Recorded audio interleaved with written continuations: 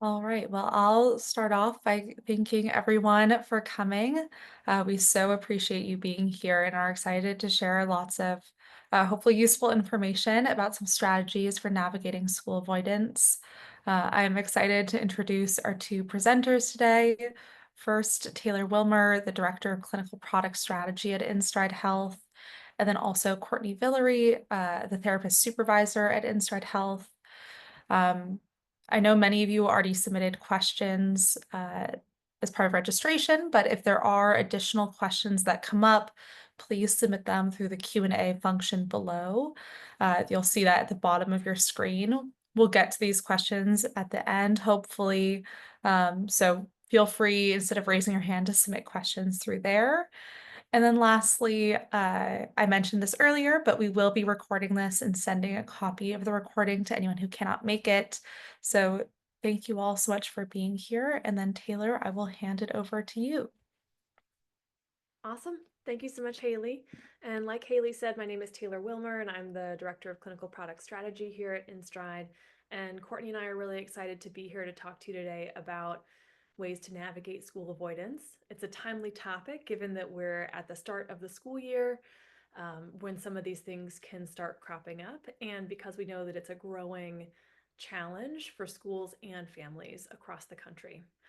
So I wanted to start first by defining school avoidance to make sure that we're all on the same page for what we're talking about. And you might hear us referring both to school avoidance and school refusal over the course of this presentation, and just know that we use those terms interchangeably. We like school avoidance because it talks more about the behavior and not necessarily the intention behind the behavior. So we'll lean on that mostly. But if you hear us say school refusal, we mean the same thing. So when we think about school avoidance, we define that as a situation when a child or a teen avoids going to school for an extended period of time and or consistently arrives late or leaves early. And this can happen for a lot of reasons. This can happen for environmental reasons, things happening at home, things happening at school. And one thing that we tend to see most often at InStride is school avoidance happening because of anxiety and OCD symptoms. Now, what school avoidance can look like at home for families is having a hard time getting up in the morning or needing multiple prompts to get up and get out of bed, crying or protesting in the morning about getting ready or getting in the car, having to coax a child into the car and then out of the car at school and then into the school building. And then when a child is at school, school avoidance can look like chronically arriving late in the morning or having a hard time getting into the classroom or leaving class early, frequent visits to the nurse's office or counselor's office, or spending a lot of time in the bathroom and out of class. And so it's something that we see a lot at InStride and is a very challenging situation to treat. And so we're excited to talk a little bit more about some of the ways that we think about school avoidance, the things that we need to know to be successful in getting kids back into school, and how we can really rally the entire team in a surround sound way for all of the people and adults supporting the child to get them back into school successfully. When we think about school avoidance as it relates to anxiety, and that's what we're going to focus on today, we think about a number of different things that might contribute or lead to school avoidance. One of the school avoidance experts in the field, Dr. Jonathan Dalton, often describes school avoidance as like an allergic reaction to a casserole. So if you can imagine your child eating a casserole and then breaking out in hives, you probably wouldn't say, oh, now my child has an allergy to casseroles. You'd probably instead think about what was in that casserole and what ingredient in that casserole might have led to my child breaking out in hives. And we think about school avoidance in a similar way. School avoidance is a behavioral response to something in the school environment being fearful or worrisome or causing anxiety for a child. And we think of our job as the treatment team to understand what it might be in the school environment that's triggering that urge to avoid school. From an anxiety and OCD perspective, there are a few things that we might think about. So I'm going to go through some of the common anxiety and OCD presentations and how they might contribute to school avoidance. So, for instance, with separation anxiety, a child is nervous about being away from parents because they're worried something bad could happen to them or to a parent, which might make it hard for them to attend school without a parent present. A specific phobia of vomit, also known as emetophobia, is an intense fear of nausea and vomiting. And there are a lot of things in the school environment that could potentially trigger nausea and vomiting: certain classes, certain situations, certain smells, other kids who are sick. So it's really common for that to trigger school avoidance. Kids with generalized anxiety might have a lot of worry about getting good grades, doing well in school, passing their classes. They also tend to worry about the future, graduating from high school, going to college. All of that worry can get in the way of them going to school. With OCD, a lot of times we see contamination fears that can get in the way of getting to school, or prolonged rituals or compulsions in the morning that keep a kid from getting to school on time or might lead them to spend a lot of time in the bathroom at school. Social anxiety, of course, is a big trigger. That fear of being judged negatively by peers or by teachers that might make it hard to raise your hand in class, give a presentation, or sometimes even be in some of those less structured social situations, like a crowded hallway or a crowded lunchroom, where the social rules or navigating social norms is sort of unclear. It can also come up with panic or agoraphobia, so an intense fear of having panic symptoms or a panic attack in school, or not being able to access help, or not being able to escape when a person's feeling panicky can make it hard to get into school. And then we also tend to see school avoidance and depression going hand in hand. And sometimes depression contributes to school avoidance. A kid is having a hard time getting out of bed, doing their schoolwork, and so they stop going to school. But oftentimes it can come as a result of school avoidance. When kids are avoiding school, they tend to lose that sense of structure and routine. They have a lot of social isolation and don't get to see their friends. They're not engaging in activities that give them a sense of mastery and accomplishment, all of which can be vulnerability factors for developing depression. And then finally, we often see an overlap between anxiety and school avoidance and learning differences, things like ADHD, dyslexia or dysgraphia, nonverbal learning disorders, that can really sort of get into like a downward spiral with anxiety, where maybe a kid has an undiagnosed learning difference that leads them to fall behind in school, which triggers anxiety and avoidance and leads them to skip school. But then, because of their learning challenge, they fall further behind, and you can see how it would snowball really quickly. So, a lot of times when we're trying to understand school avoidance and why it's happening, we're trying to dig into the ingredients of that casserole. These are some of the things that we're thinking about. And so that's thinking about what might cause school avoidance, but then we also want to understand what maintains school avoidance or keeps it in play. And at InStride, we think of two key drivers of school avoidance. The first, like I just talked about, is that school is anxiety provoking in some way. There is something in the school setting or the school environment or the school day that triggers a lot of anxiety and worry and fear and discomfort for the child. And so, understandably, they don't want to go. They don't want to be there because it feels uncomfortable. They don't know how to handle it. They don't feel like they can tolerate it. And at the same time, home is a much more comfortable option. Oftentimes, when kids are at home, they have access to electronics, preferred activities, attention from parents or other family members that make home a pretty attractive option. And so when we think about school avoidance, we're actually thinking about both of these factors as really being the drivers of keeping school avoidance in play. So it's both that school is anxiety provoking and that home is a much more comfortable alternative. And so, from a treatment perspective at InStride, when we think about treating school avoidance, we're thinking about intervening on both of these factors. That in order for there to be forward momentum and progress with school avoidance, we actually have to make changes in both of these areas. So, both changes in the school environment to be able to remove or reduce barriers to getting back in, or try and address some of those things that are triggering anxiety through school based accommodations. And then at home, trying to make home really boring so that it is no longer a desirable alternative to school. And so to do this, it takes a village. It is really truly a team approach. When we think about working on school avoidance at InStride, there are a few different people on this team. First and foremost, we want to intervene and support the child to be able to address their anxiety and build skills. We also want to provide support and coaching to parents to help them feel effective in supporting their child and getting back to school. And we want to collaborate really closely with the school so that we can make sure everyone is aligned and on the same page in order to help help the kid have a successful return to school. Sometimes I think of all of these people, including the treatment team, being in the same boat with an oar rowing in the same direction, which is really going to be the most effective way to help a kid have a successful return to school. So, with the child specifically, that's where treatment or therapy or medication comes in. So, it's addressing that school related anxiety through treatment. That can be therapy only, that can be medication only, or it could be a combination of the two.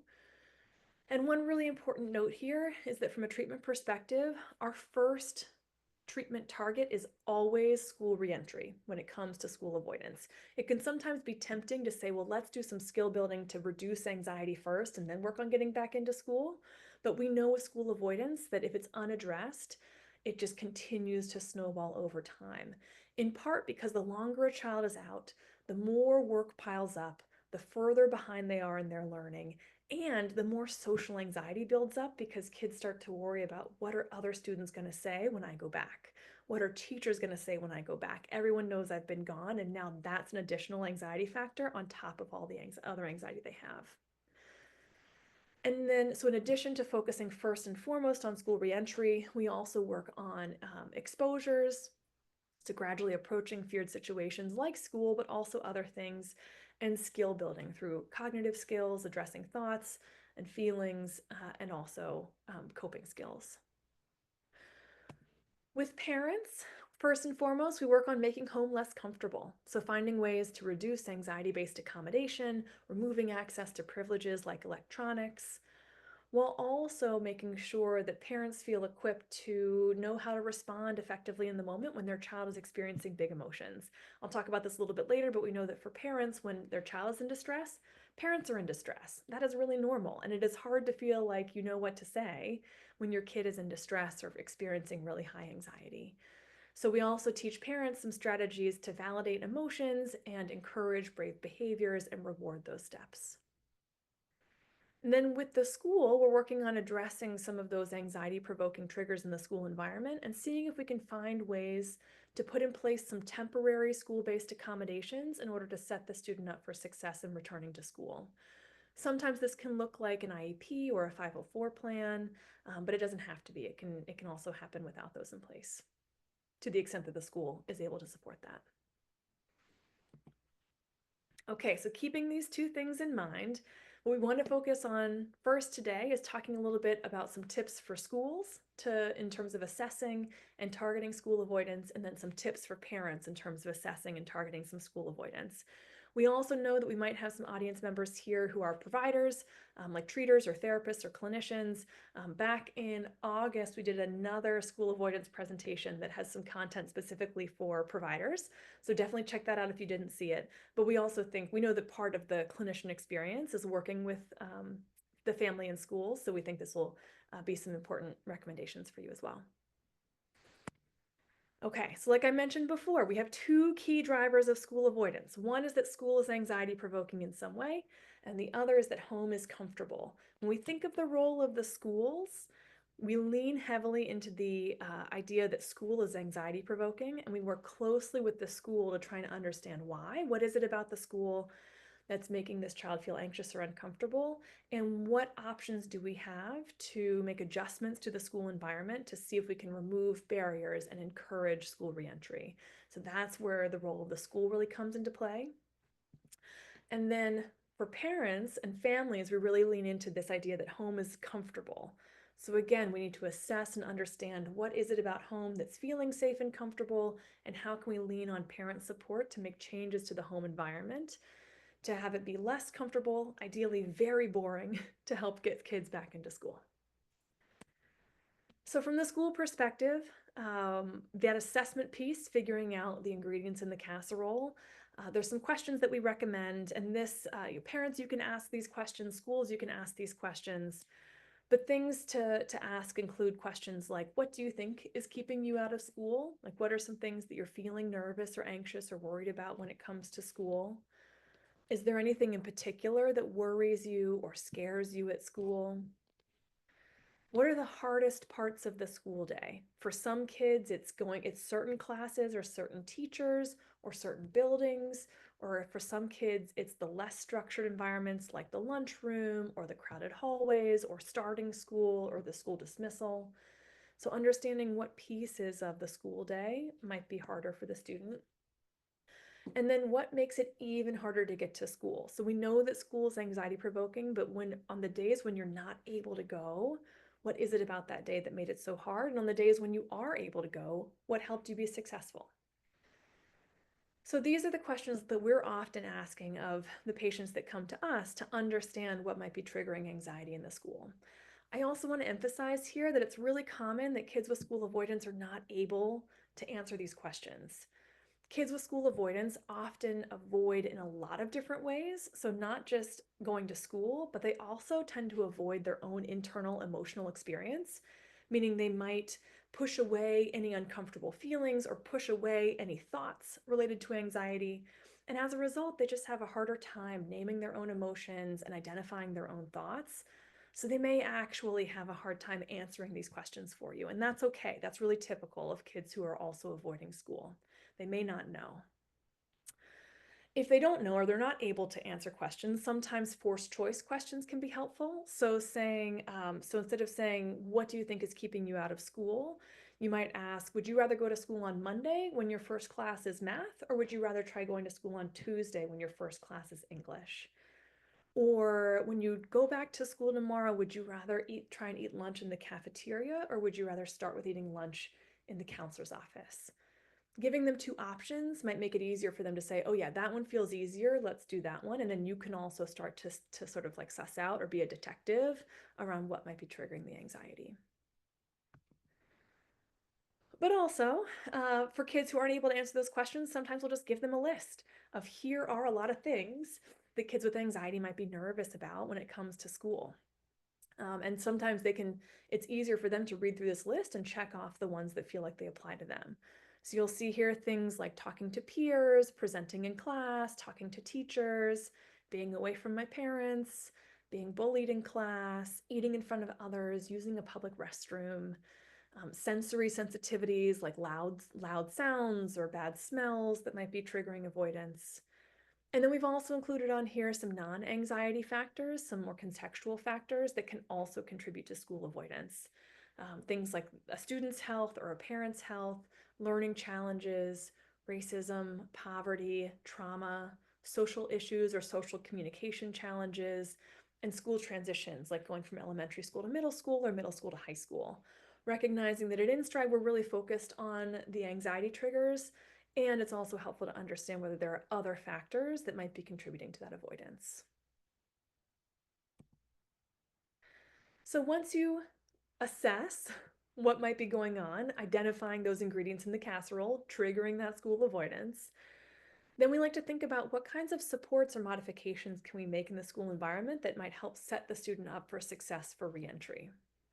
That can look like modifying their schedule. So maybe dropping non-essential classes or a class that they can take over summer school, like driver's ed or health. Modifying their arrival and leave time. For example, it might be helpful for them to arrive 10 minutes after the first bell when everybody else is in homeroom so they can kind of get there in an empty hallway, put their stuff away, and then go to class. It could be starting the day with a preferred activity or some sort of like special job with a teacher that helps them feel motivated, or maybe getting a chance to audit a class where they're not given a grade for that particular class. It could also look like modifying assignments. A lot of times, something that makes school avoidance snowball is that growing pile of work that students have tied to all of their classes. And it can be helpful to do things like have some work forgiveness for non-essential assignments, waiving or modifying assignments, and then having a really clear plan and expectations and due dates for the assignments that need to be completed. And sometimes I've seen it be helpful to even have things like, for this project for part A, we expect that to take you about 45 minutes. So work on that part for 45 minutes and then just turn in whatever you have, even if it's not done. This can be really helpful for our kids who have perfectionism related to their anxiety or maybe have OCD rituals that lead them to taking a long time to complete work, and that can actually be a barrier to doing any work at all. We also think about in-class options, so maybe sitting in a preferred seat in the front of class or the back of class or near a door, options to leave class early to avoid that hallway traffic. Having a plan for participation in class. Sometimes we'll make plans with teachers where they just know they're not going to call on that student for the first 2 weeks of their return to class, even if a student raises their hand. And that can be helpful because then the student can raise their hand and look like they're participating so it doesn't draw attention from their peers, but know that their teacher's not going to call on them. Or sometimes it's helpful to have a flash pass to a counselor or a signal where they can leave class without having to explain what's going on. And then, of course, other supports that we tend to put in place are things like a COPA head plan or some school-based rewards, maybe a reward in the counselor's office, getting to pick out a fidget after they've attended a certain number of classes or stayed at school for a certain amount of time. So a lot of ways that we think about putting in some temporary accommodations into the school environment that can help reduce those anxiety triggers and help a kid feel more successful getting back into school. We emphasize that these accommodations are temporary because we want to put these in place early on, but recognize that our goal is to really help the student get fully engaged in school and to not need all of these modifications once they're fully back in the school environment. Okay, now a few tips for parents. So here is where we also want to do some assessment to understand what's feeling comfortable about home. What are the home comforts that a student might be relying on that makes home a more attractive option than going to school? So parents, you can ask these questions of yourself based on your observations with your child, or ask these questions to your child if that's helpful. But we usually ask questions about like, what does your child do on the days that they don't attend school? Are they sleeping half the day and then up all night? Are they bugging parents in their home office to see what they're up to or ask questions? Are parents cooking them lunch during the day and then eating together as a family? So what's happening during the days they don't attend school? And who does your child talk to on the days that they don't attend school? This is important because attention from other people, especially parents, is really reinforcing for kids. So we want to understand, are they popping into your home office all the time? While you're working, are you eating meals together or running errands together? Or are they at grandma's house because both parents have to be at work? Or are they texting their friends or hanging out with friends all day? And then what does their morning and bedtime routines look like? So I worked with a family once where their child would wake up in the morning and take a shower, and parents thought they were then getting dressed and ready for school, but we soon found out that they actually were sitting in their towel air drying while they scrolled on their phone, which was leading to them actually not getting dressed and not getting to school on time. So then we were able to shift the routine to have them shower at night and also not have them have access to their phone until they got in the car to go to school. So understanding what the morning and bedtime routines look like to think about how those might shift to help a child be more successful getting to school. And of course, sometimes it's hard to know what's going on, so we wanted to just include here a list of some of the comforts of home that we tend to see most often. You'll find that these have some themes. One theme is electronics, TV, phone, tablet, video games. Tend to be something that are happening a lot at school when kids are home. Also, attention from parents or from friends or spending time with the family pets can be really reinforcing. Or just access to preferred activities, whether that's sleeping, lounging, reading, crafting, baking, whatever it is that the student might like to do. So this list is also just meant to be helpful to pick apart what some of the ingredients are happening at home that might be keeping a kid from wanting to return to school. So once you have a sense of what those comforts of home are, then what do you do? The first thing that I think is important for parents to keep in mind is to remember that you are not alone. For parents who are working with kids who are school avoidant, it can be a really isolating experience. We hear from parents all the time that it feels like their kid is the only kid who's not going to school. Everybody else is going to school. Whenever they talk to other parents say, well, why don't you just make them go to school? They should just know the school is required. And of course, if only it were that easy. We also know that the emotional experience for parents is that parents are usually feeling really anxious and worried about getting their kid to school or time missed at school. They might be feeling ashamed or embarrassed. They might be feeling frustrated or ineffective, and they're oftentimes feeling overwhelmed and exhausted. We know that parents usually are not only working on a return to school with one child, they're also oftentimes have their own jobs, their own work, managing a household, and supporting other kids. So parents are carrying a lot while also trying to help support their kid back into school. And I think it's really important to both validate and recognize that because we're asking parents to make some hard changes too that take time and energy and attention on top of everything else that they're dealing with.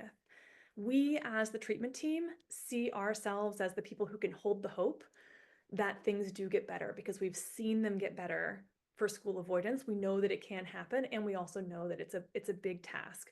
We at InStride think of school avoidance as one of the hardest conditions that we treat, and so we know that it's not easy for anybody involved. And along the lines of remembering that you're not alone, we often encourage parents to partner really closely with their school so that everybody, again, can be in the same boat, rowing in the same direction, working on the same goal, since everybody does have the goal of getting their kid back into school, as well as partnering with any medical providers, whether that's the team at InStride or an outpatient therapist or psychiatrist or pediatrician, who can also help support with in other ways to help their kid get back to school. So knowing that it's not you're not alone and it takes a village. And then in terms of actual strategies, at InStride, we work with parents to practice validating their child's emotions and encouraging brave steps in those moments of high emotion. And we use a specific acronym called PEER, P-E-E-R, for parents to remember the steps to follow these guidelines. So the first the first word, for the P in PEER, stands for pause. And this is about having parents take a pause before you decide how you want to respond to your child. In those moments when your kid is in distress and their emotions are high, we know that parents' emotions are high and they're feeling in distress. And it is really normal to automatically react to those emotions that you're experiencing in the moment. So pausing is about taking a pause, taking a few deep breaths, maybe even taking a couple minutes in another room in order to think about what you want to do next, what you want to say, what you want to do um, in order to help encourage your child to take those brave steps forward. After pausing, the next step is to express validation. And expressing validation is about letting your child know that you see how they're feeling and that how they're feeling makes sense to you. Even if it doesn't totally make sense to you, that's okay. But it's letting them know that how they're feeling is okay. You may not agree with the behavior, right? You may not agree with them avoiding school, but it's okay for them to be feeling the way that they're feeling. So this might look something like it makes sense that you're feeling really nervous about going to school today because you haven't been to school for a long time. Or it makes sense that you're feeling worried about that presentation in class. I used to get nervous before class presentations too when I was in high school, right? Letting them know that the way that they feel makes sense. And this is a really important step because so often when we see our child in distress, we as parents want to jump straight to problem solving because we want them to feel better in the moment. So we just want to solve the problem so they can feel better. But actually, this step of validating how they're feeling is so important. This actually can help connect with them and build that foundation of trust so that they are then actually open to hearing your problem solving suggestions. So I always highlight this one because I think this is the most important step of peer is to validate those emotions. The second E is encouraging brave behavior. So validating the emotion and then helping them take small steps forward towards the goal. And this might be encouraging very small brave behaviors. So it might sound something like it totally makes sense that you're feeling nervous about going back to school today. I know it's been a few days since you've been, and I know that you can handle it. I wonder if you'd be willing, let me phrase that not as a question, as a statement. How about you hop in the car and we'll drive to the school parking lot together? Let's start there. So rather than focusing on getting them to do the big goal, maybe the big goal is to go to school and stay for half a day, seeing if they're willing to just take one small step towards that big goal. Sometimes the big goal feels way too intimidating and unachievable, But something smaller, like putting shoes on, putting your backpack in the car, driving to the parking lot, walking to the front door, can be small, successive steps to get them towards that big goal. And then finally, reinforce their brave behavior. So this means give them that positive attention or rewards to help show them that what they did was awesome and that we know they can do it again.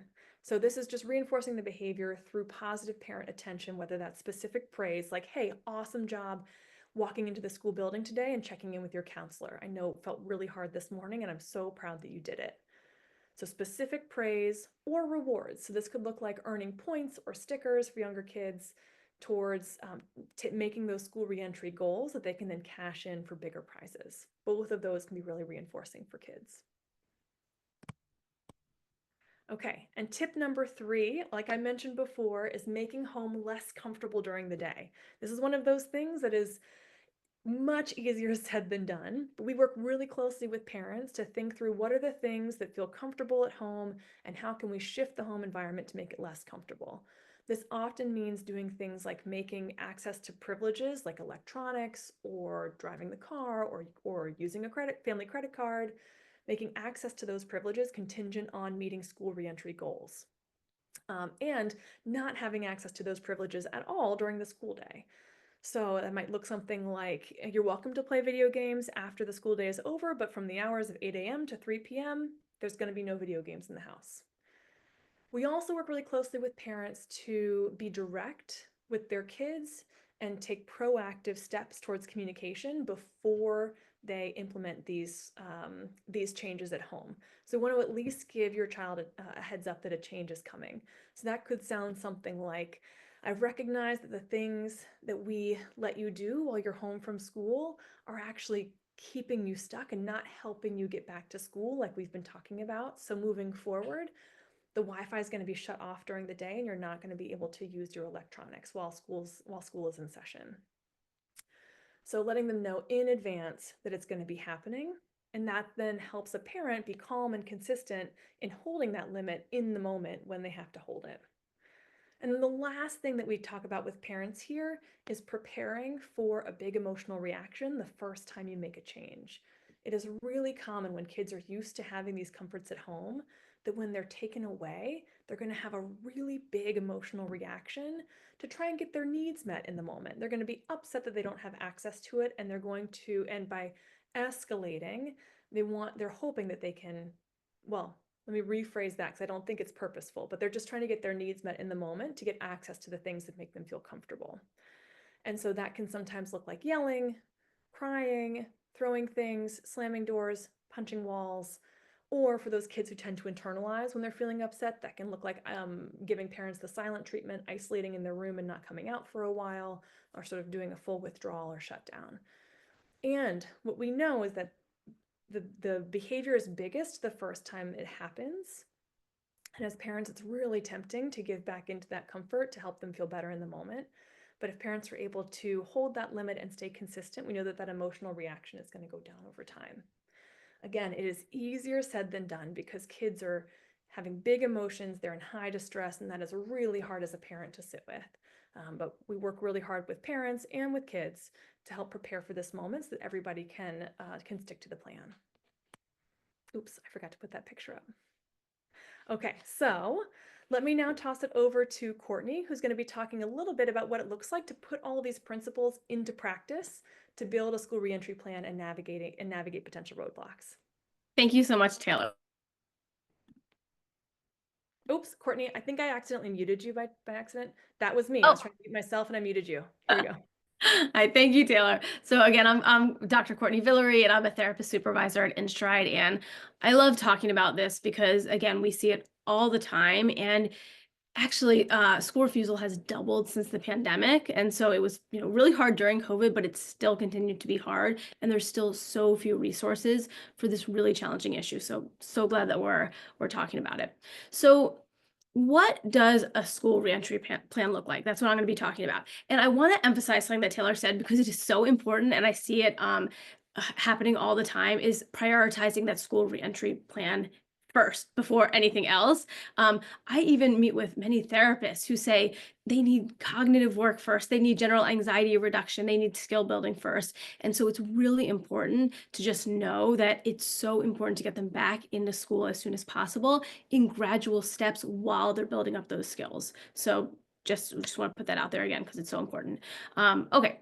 So we recommend starting with a school reentry meeting that includes the entire team. Just like Taylor said, it takes a village, and hopefully the whole village will be involved in this meeting together.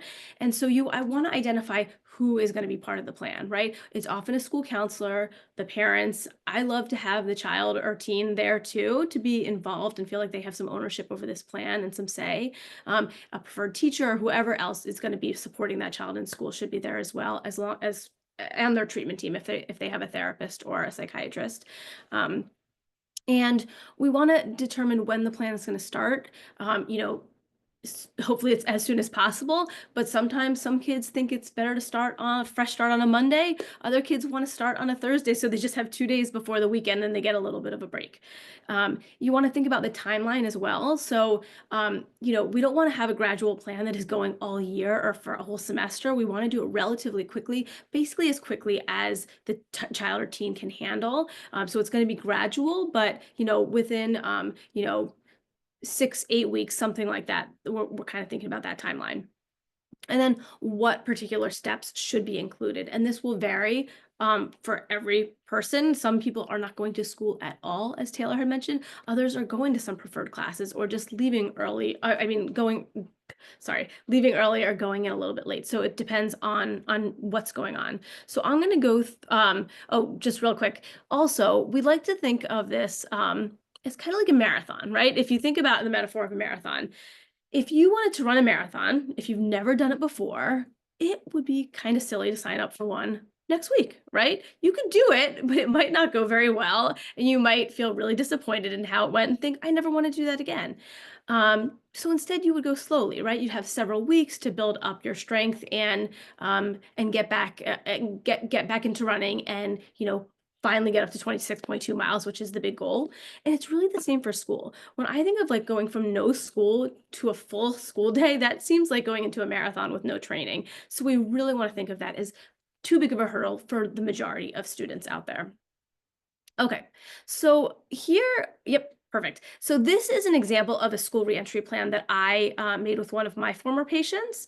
And so again, it's going to look different for every child, but this is a pretty good in terms of explaining how it might work. So this patient in particular, she was a 13-year-old girl with very severe emetophobia. Taylor had mentioned that fear of vomit is one of the common reasons that we see school avoidance, and that was what hers was. She was really, really nervous about throwing up in school and kind of the social disaster that could be, and just having to handle all those feelings, those internal feelings of nausea all by herself without her parents there. And she was also really nervous about seeing someone else throw up because that could induce nausea in her. So she was out of school for several months, so we really had to take it slow in the beginning. And the first step, which is down at the bottom, was not even going into the school building. It was structuring her day at home like a school day so she could start to get in the habit and practicing what that would feel like. Because at the point where she came to me, she was up all night and she was like texting on her phone trying to get in touch with friends that she didn't see at school because she wasn't there, and she was sleeping till about noon. She was doing any homework assignments in bed, and it was just so different from school that we really had to just get it structured, like get up in the morning, take a shower, sit at your desk during the school hours, come and sit at the kitchen for lunch, go back. And it took a little while to get her back in the habit, but it was really, really helpful. And then we had her and her mom driving to school in the morning or at other times, really as much as they were willing to do to just kind of make contact with the school building and get used to that feeling of driving there, because that's when her anxiety would start to kind of hike up as she was driving and anticipating the school day. So she got more comfortable with that. And then we had her walking into the school building and meeting with the counselor. And again, there's many mini steps in here, but these are the basic steps. And then finally, she was able to do some asynchronous work in a private room at the school. And then we had her staying in that room, but then attending one or two preferred classes, ones that her friends were in, ones that she liked the teachers. It was a little less intimidating. And then she was attending up to 2 or 3 preferred classes and lunch. And like I said, one of her biggest triggers was seeing people eat and being in an environment where she's eating with people. So lunch was a big one there for her. And then she was attending the majority of her classes with some built-in breaks. So we decided ahead of time, like give some breaks in between certain classes that are difficult, so she knows she can go meet with a counselor, rehash what's been going on, and feel like she had those supports. And then finally, she was in school for the full day and supports as needed, but we didn't need any specific things built in. So that was what her plan looked like. Again, it was not as straightforward as that looks, and we'll talk about how roadblocks come up for sure. But this was the basic plan. So on the next slide, we're going to talk about those roadblocks that tend to come up with school avoidance kids and teens. So first, when I'm working with families who are dealing with school refusal, I want to prepare them for these roadblocks. I don't want them to just come up and parents to be like, "Oh my gosh, I can't believe this happened. We're back to square one again." Like, no, this is going to happen. This is really, really hard, and there's going to be bumps and hiccups along the way. Um, and so we want to think about them ahead of time, the ones that we're going to be talking about here, so parents are mentally prepared for these to happen and they have some tools in their tool belt to navigate them. So the first thing is I want them to think about mapping out their mornings. So first, I want parents to be able to notice and name their own emotions going on. Taylor had mentioned that not only is it really distressing for the child who's avoiding school, but their parents have so many emotions about it as well. So they might be feeling like they've failed because they can't get their kid to school. They might feel embarrassed or anxious about what other people are thinking, or they might feel pressure to do this really fast because they just want to solve the problem. So if they can just notice and name that, it's going to really help them have a lot more patience for their child. And I also want them to build an extra time. I feel like this is key because the mornings in general, like if you're a parent out there, you know that there's so much like rushed stuff going on in the morning, and it can lead to just heightened emotions on both ends when there's a lot of like feelings of I need to get my other kids ready for school, I need to get ready for work. So I usually say at least temporarily get up a half an hour to an hour earlier, get all your stuff done, right? Answer your emails, pack up your other kids so that you can build in some time for patience with your child when they start having a difficult time, which they probably will. I also want them to consider who takes them to school. So, sometimes unhelpful patterns can develop with one parent or with both parents, So, sometimes what we say is maybe it's best for a relative or a friend to take you, or maybe the one parent who doesn't typically take you, but you really haven't developed some of those unhelpful patterns with would be better to do those drop-offs. I had I'll just quickly, I know we're getting low on time, but I had a patient who was a 6-year-old who was having a lot of separation anxiety. So I went and I observed his school drop-offs, one day with mom and one day with dad, and it was just vastly different. Dad was giving a lot of hugs, a lot of reassurance, saying it's going to be okay. Or do you think you're going to be okay? You can call us if you need us, tons of that. And the kid is just tears running down his face. He had to be basically peeled off of his dad, and he was crying for several hours after that, the teachers told me. And when mom did it, she did it totally opposite. She was walking in very confidently, holding his hand. He was seeking reassurance, and she was just like changing the subject, validating him, but then changing the subject. And she said, "You got this, buddy. You're gonna have a great day." Didn't even give a hug, just a high five, and walked away, right? And within 15 minutes, he was doing a lot better because he didn't have all of those dynamics happening with his mom. So we went with his mom dropping him off while we started to train up dad in how to handle those mornings. Okay. And I also want to think about social motivators. Again, for teens, it could be just like a friend meeting them outside of school to walk in together. Or for younger kids, as Taylor said, sometimes it's fun to give them like a little task. Like maybe the teacher has a special task for them in the morning. So it's a little bit of motivation. Next, I want to reconsider reinforces. So, as Taylor said, we want to make home uncomfortable, but sometimes in sneaky ways it can be comfortable. So, if things aren't working well, is there anything else going on that's reinforcing avoidance? For example, maybe just the parent working from home, they're in their home office, but every once in a while they peek their head out, to go to the bathroom and they have a little interaction. And maybe even that is enough to reinforce the avoidance. And I also want to think about parental attention. It's a huge reinforcer, as already discussed. And I always tell parents that their attention is kind of their superpower for even teens who act like they don't want it.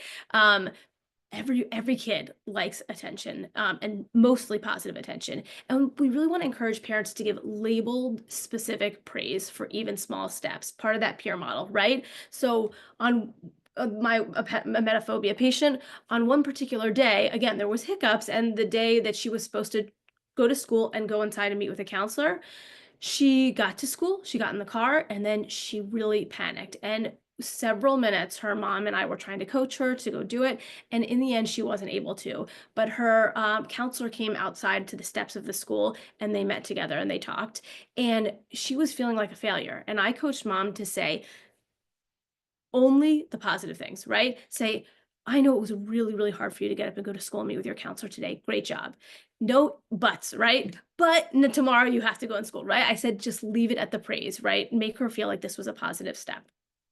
And then finally, just, oh, yep. So to reset expectations. So just like the marathon example, if you're training for a marathon over weeks, there's going to be illnesses. There's going to be days where you just don't get out of bed. There's going to be days where you have injuries. And so if you expect perfection, it's going to feel like a big failure when there's small setbacks. So we want to assume that it's going to take a lot of patience and trial and error for everybody on the team. Okay. So, right, marathon, that's right. And then for preparing for school breaks, I'm just going to go through this quickly. We can do some preventative measures because when I work with parents, they dread school breaks. Once their kids have these problems with attending school, they're like, oh my gosh, it's a vacation coming up, summer's coming up, long weekends, or their kid was sick and out of school. They're like, it's going to be so hard to get them back. So what I often recommend is first to maintain structure at home, even if it is during a break. Try to have it as similar to the school days as possible, and that's a big ask for parents, right? Because who wants to get up at 7 a.m. on summer break or a vacation, or go to sleep early? But again, the more similar breaks feel to school days, the easier it can be to get back on track.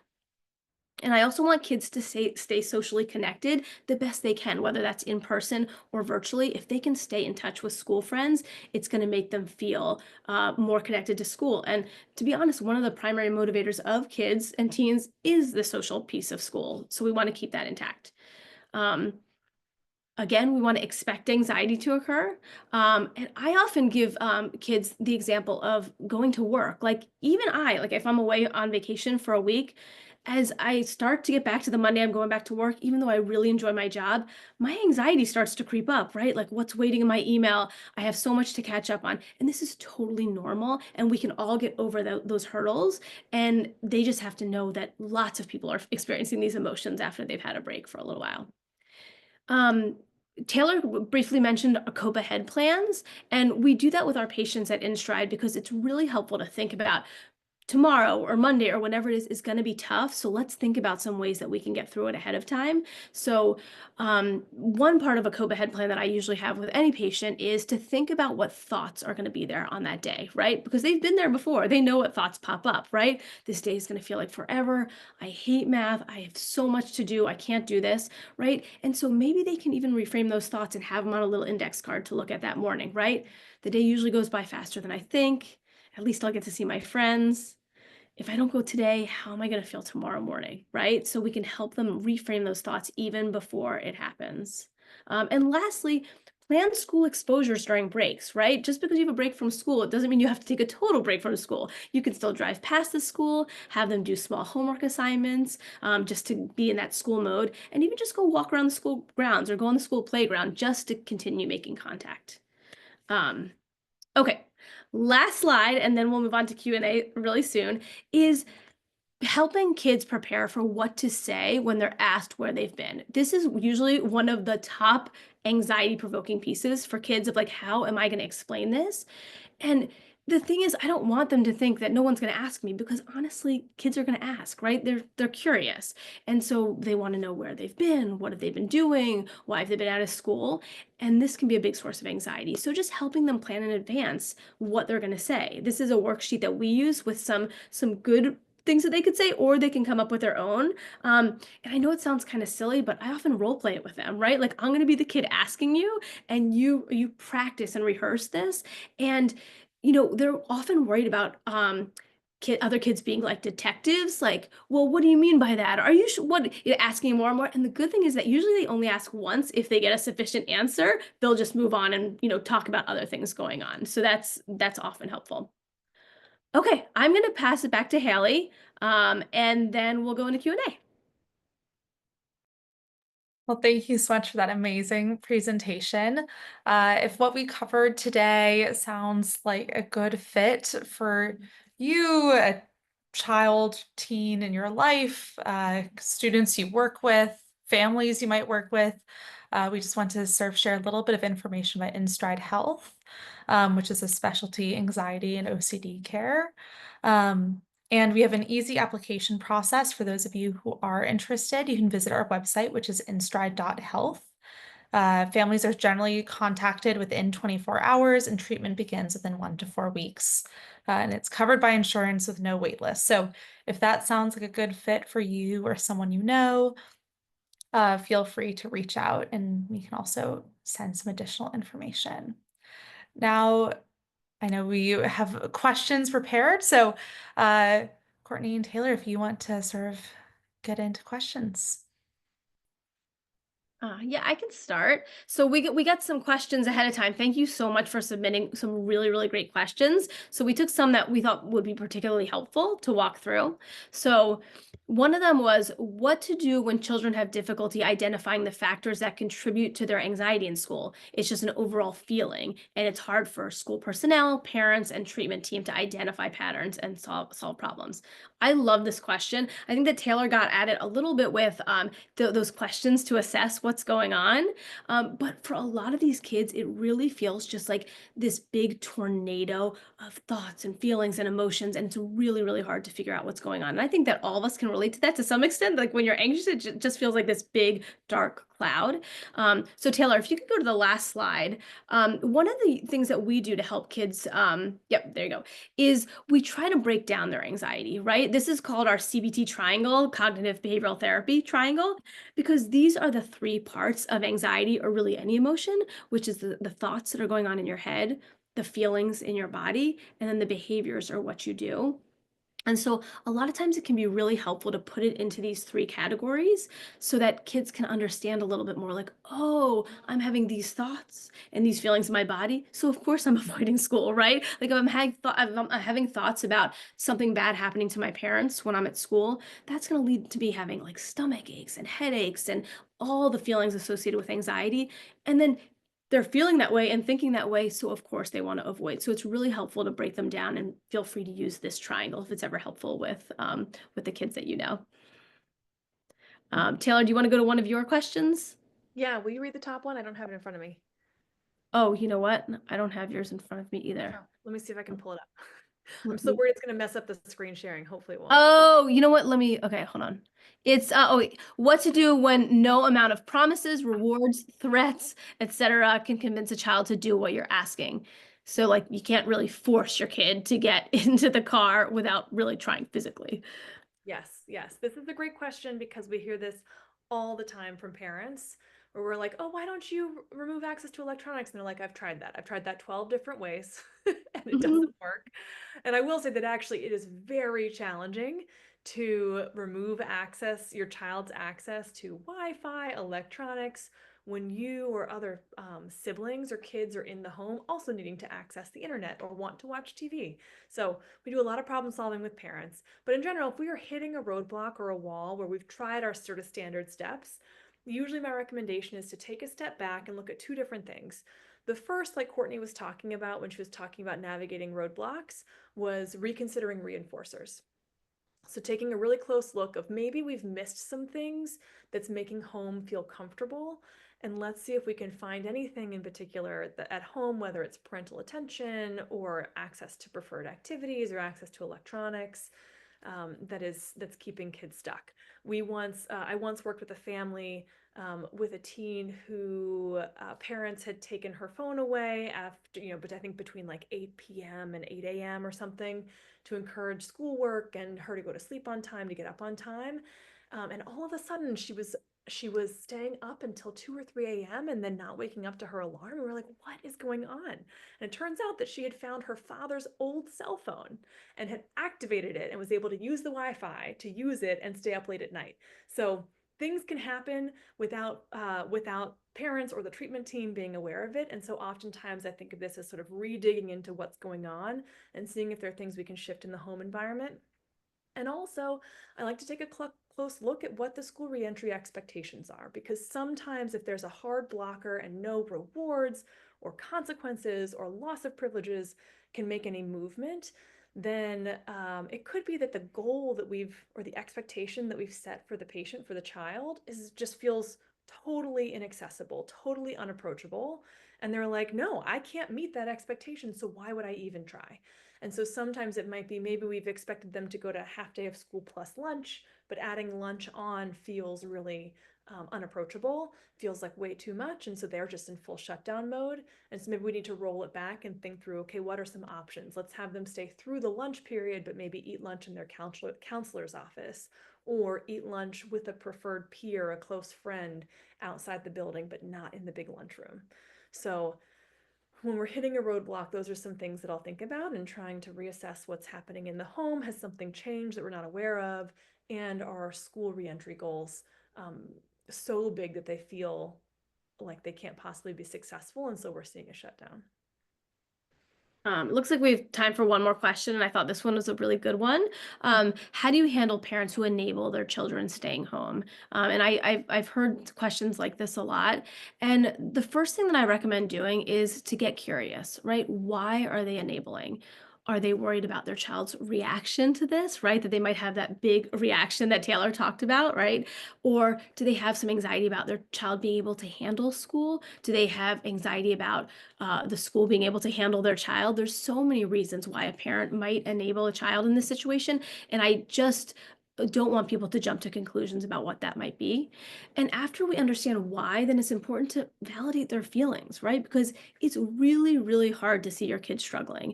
And it's really, really easy to give in to those things at some time. I'm a parent and I know that firsthand. And they're often having their own emotional reactions about this, and maybe their own anxiety is leading to these behaviors. So really to validate and normalize that that's so understandable what they're doing. So once you know the reason for their avoidance, you can start to problem solve with them. But the other thing that I do is I kind of want to walk them through the future and what it's going to look like if their child continues to avoid school, because it's kind of putting a band-aid on a really big problem. So short term, it's providing probably some relief to everybody, but it's likely going to create big, big problems for their child, not only them, but their child too, all of them in the long run. So I really want to kind of give them a look at the future to see if that can activate them to do certain things differently now. All right, I think we might, Haley, be out of time, unfortunately. Yeah, we're unfortunately at time, but thank you so much again, everyone, for attending. And as I mentioned earlier, we will send a recording of this to everyone who registered and everyone who is here now. So if there's things you'd like to revisit, you can easily do that. So thank you so much again, and have a wonderful rest of your Monday afternoon.